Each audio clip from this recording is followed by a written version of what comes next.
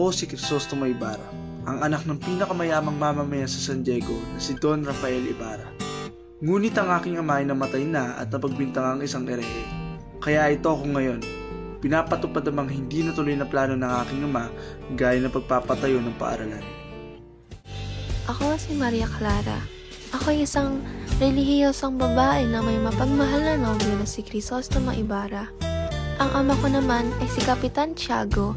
Siya ay isang mapagmahal na ama, ngunit sa hindi ko inaakala, si Padre Damaso palang aking tunay na ama.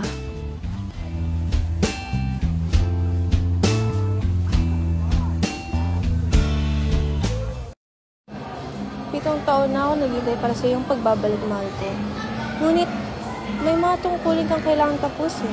Hindi mo ba maaaring sulitin ang araw na ito na magkasama tayo, Crisostomo? Paumanhin, mahal ko, ngunit ipapangako ko na pagkatapos ng aking tungkulin, sa'yo ako agad tutungo. Ako, si Kapitan Tiago, maimpluwensyang negosyante sa San Diego. Ako ang itinuturing na ama ni Maria Clara at ang asawa ko naman ay si Don Pia y Alba na pumanaw pagkatapos ng kapanganakan niya sa aming anak. Ako naman si Tia Isabel. Ako ang hipag ni Kapitan Tiago. Nung namatay ang kanyang asawa, ako ang nag-alaga sa kanyang anak na si Maria Clara nung siya'y sanggol pa. Ako ay isang praile na si Padre Salvi. Itsura ko'y namumutla, pero sa mamanipula, akala mo ako'y anghel. Ngunit ako'y naging isang makasalanang praile dahil ako'y nagkaroon lihim ng pagnanasa kay Maria Clara. Crispin, ako si Crispin, munsong anak ni Sisa na nagpagkamalang magnanakaw sa simbahan.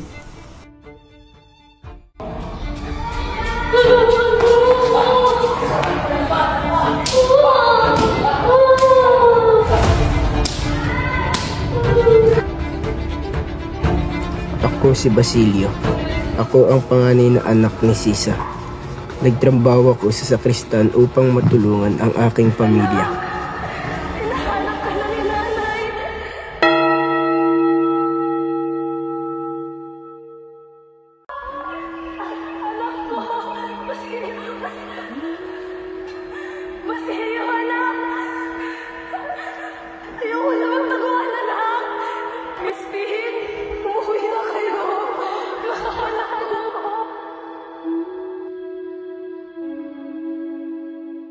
Ako, si Padre Damaso, ang makapangyarihang praile sa buong San Diego. Maria, patawad. Minahal ko lang talaga si Pia. Lahat ng diablo ay karapat-dapat parusahan. Ponce Henares, nais kitang ipakasal kay Maria Clara upang hindi siya mapasakamay ni Crisostomo Ibarra. Sumasang-ayon ka ba? Opo, Padre. Makakaasa kayo. Mabuti.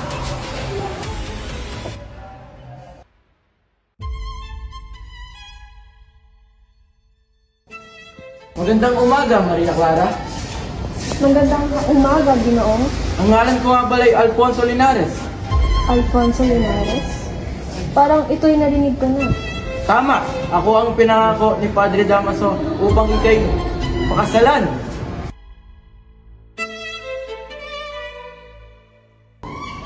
Pasensya na, Senyor Alfonso Linares. Ngunit ako'y may nobyo na.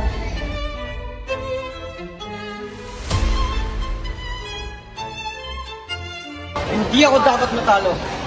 Ako ang may pera. Ako ang may kapangyarihan. Sinusunod para labanan ako. Mga hawak na Indio.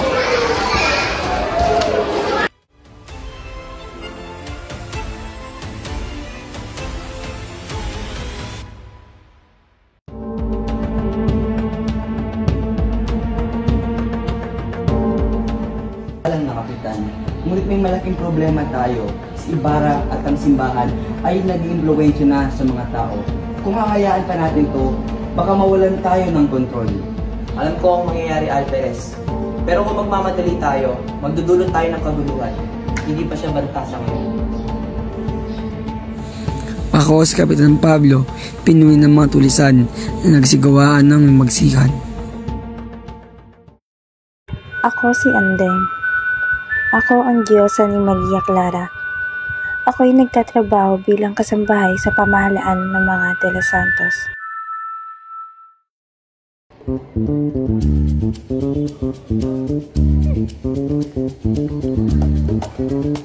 Doña Victorina? Doña Consolacion?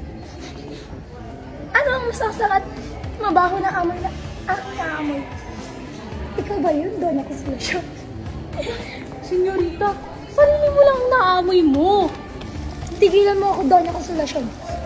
Ikaw ang naaamoy ko. Bakit sabi dyan sa asawa mo na pilhan ka ng madaming damit at pabango nang hindi ka naman masyadong mabaho ang amoy mo? Pakisabi dyan sa minamahal mong tibor na pilhan kang maraming pangkolorete sa mukha. Total, kailangan mo, Donya. Tigilan mo ako, Doña Consolacion. Baba! Palimos po. Palimos po. Palimos po. Pangkain lang po. Palimos po. Mahirap. Mahirap. Palimos po ako. Pangkain lang po. Hindi na po. Mawa na po kayo.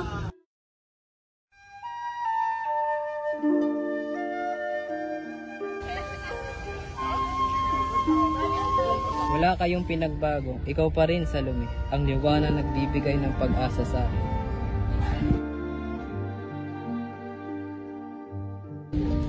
Bumaba ng mga bituin upang mamalas ko ang mga sandaling ito. Ikaw at hindi ako ang tunay na bituin, mahal ko.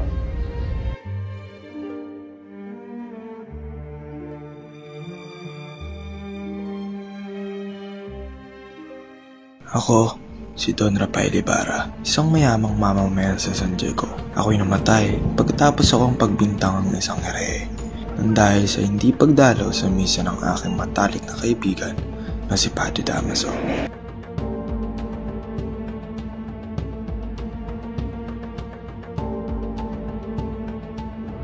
Ako si Piloso Potasio. Malawak ang aking kaalaman, ngunit tila naiisip ng ibang tao na ako'y nasisiraan ng bait.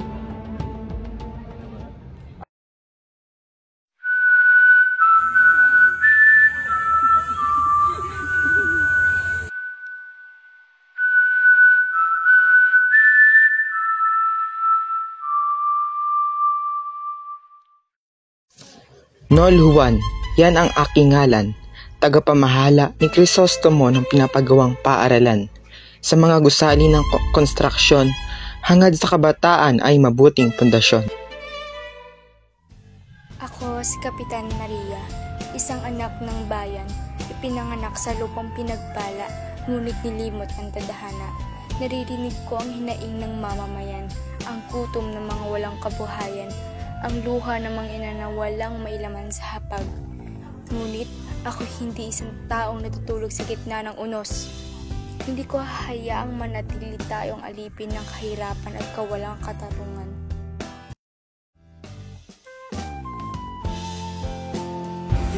Kamusta ang araw mo?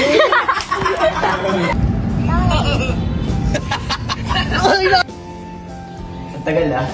Hindi ko. Narinig ko na. Ala, ano mo na-expect ko na? Yan, kayong dalawa. Pogi ng narinig ko sa. Doña Consolacion. Wait lang, akin na prank ako. Tama. Ako ang pinangako ni Padre Damaso upang sa'yo. Ay! Pero kung magmamadali tayo, maaari tayo. Kaya kita yung likod mo.